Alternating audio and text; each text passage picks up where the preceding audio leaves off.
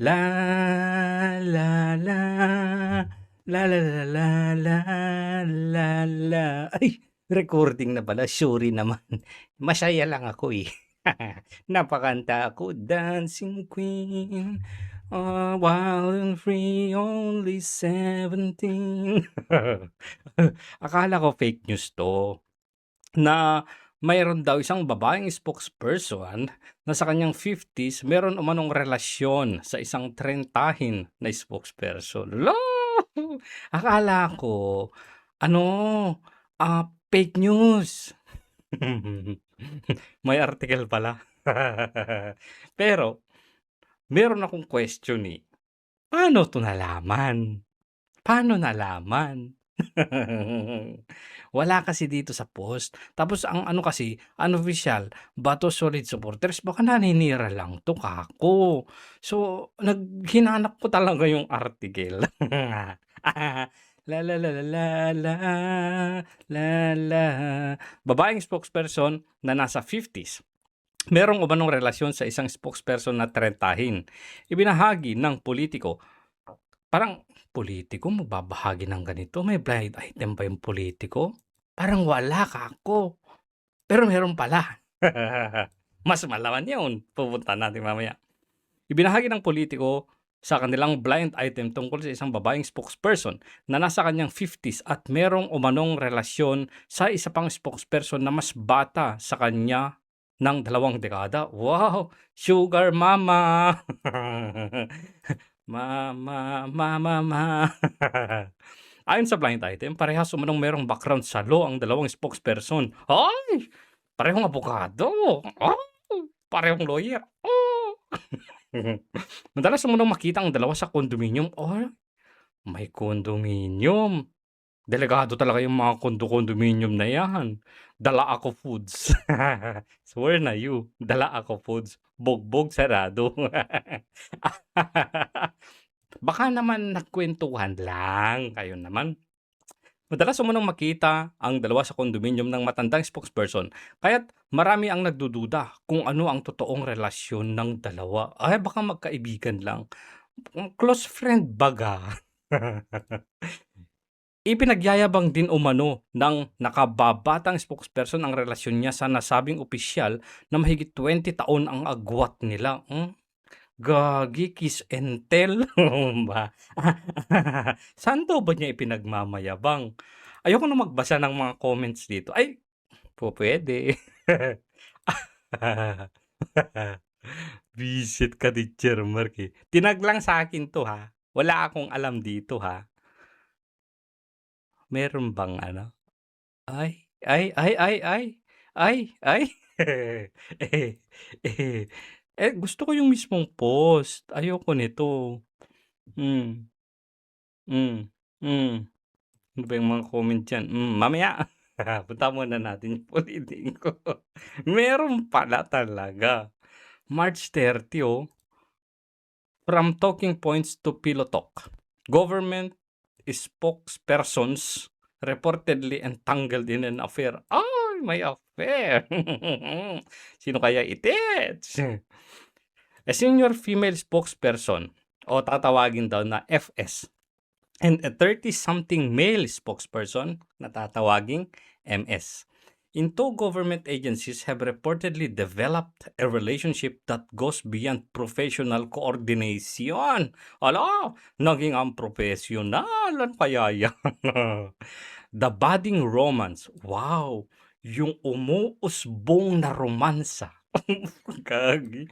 Between FS, yung babaeng spokes, at MS, yung lalaking spokes, has set tongue waggling. Parang, ganon? Ganon? Driven in part by the noticeable age gap. Oh, age is just a number. Kayo naman, tignan nyo nga si Big Soto tsaka si Pauline Luna, di ba?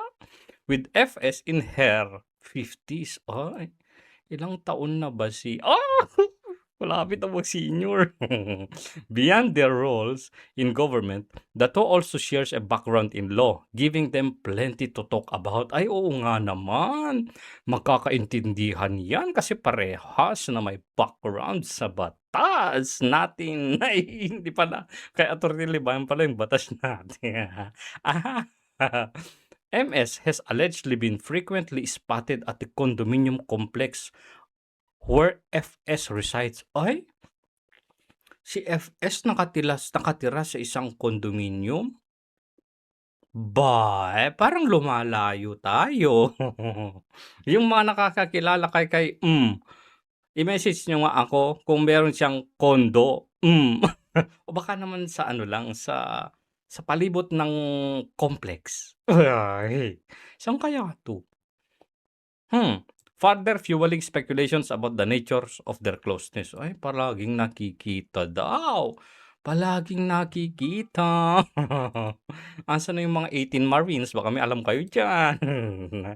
A photo of two together. Ala, may picture at a recent event. Ala, added to the intrigue. Ala, with observers noticing FS, yung babae, appeared visibly thrilled beside MS. Ay, kilig-kilig daw yung ano, yung babaita. Kinikilig daw. Ay, merong picture tapos ang itsura, kinikilig-kilig daw. Alam parang meron akong nakita pero parang, meron akong nakita. An interaction some interpreted as much more than just collegial. Ay, mas ano daw, mas malalim kaysa sa pagiging colleague, friends with benefits. Baka naman nagkukuwentuhan nga lang, ano ka ba? An scooper said, "Ala, may scooper, may tsismoso o kaya naman tsismosa, allegedly spoke about the relationship during a drinking session." Ala, nagiinuman tapos nagkakwentuhan. Alam niyo na kapagka medyo malasing-lasing, lumalabas yung mga hindi dapat lumalabas. With friends bragging out about being the boy toy of FS. Ay, ipinagmamalaki daw niya. Alo! More than proving his manhood. Ay, MS may have more calculated ambition for seducing FS. Ala, yung lalaki daw pala na spokes ang nang seduce. Ay, siya ang lumandi para sa ambisyon. He is reported eyeing an assistant secretary post. Ala, assistant secretary post. Mas mataas ba sa pagiging spokes? Ay, oo! Raising speculation that his growing proximity to FS would be part of a broader, carefully timed play. Ay, ginagamit lang daw. Parang ginagamit para sa stepping stone, para sa mas mataas na posisyon. Ito naman, mag-aano pa kayo, 2 taon na lang singagba. Tapos mag-aambisyon ka pa ng mas mataas na posisyon. Magpapalit na din naman. Ay, baka naman hindi papalitan. Baka naman, di ba? Pwede. For now, or kaya para sa resume, di ba? For now, the alleged pairing is being watched closely. Alo, minamanmanan, not just for what it reveals, but for what remains unsaid. Alo, minamanmanan daw kayo. Hindi lang daw yung ano, yung na-reveal na. Pero yung ano pa yung hindi nasasabi, ala. In a world where both are paid to speak for a living, ala, ang trabaho daw nila, nababayaran sila para magsalita. It is the things they choose not to disclose that are drawing most attention, ala. Kung ano naman, single naman silang pareho, bakit ba? Hala, balikan nga natin 'tong ako wala akong sinasabing pangalan na magbabasa lang ako ng comments, okay.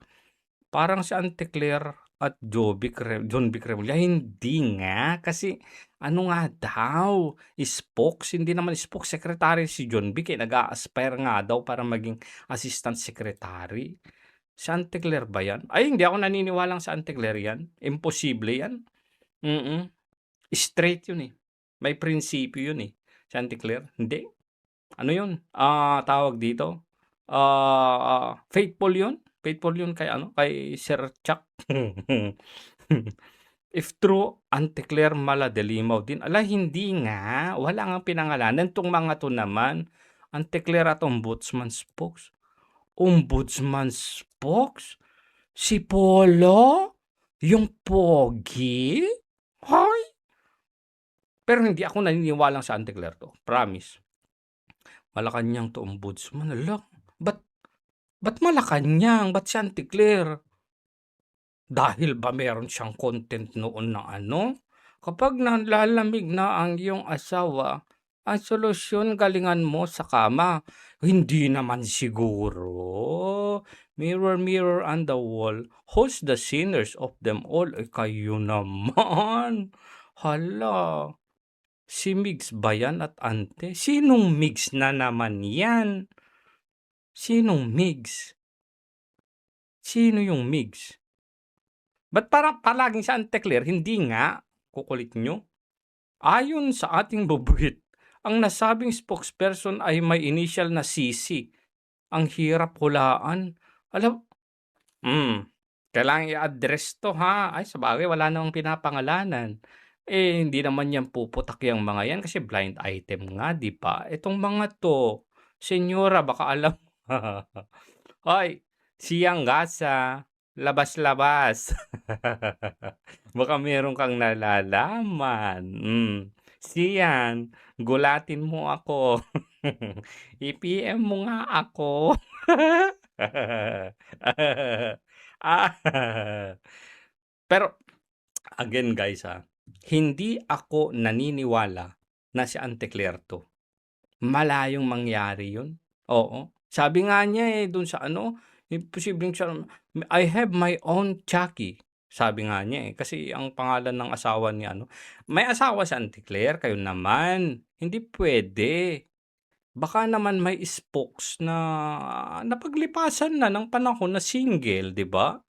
Tapos na ano naman, na-inlove sa isang trentahin na spokes, baka 'yun. Pero in all fairness, walang biro 'to, walang biro. Hindi ako naniniwala na si Anticler 'yan. Yung mga nasa isip niyo ano 'yan, gagi, hindi puwede. Galit tayo kay Anticler dahil sa pagiging sabaw niya, pero come on guys, no, no, no, no, no. Hmm, hmm. Na, na, na, na, na, na, na.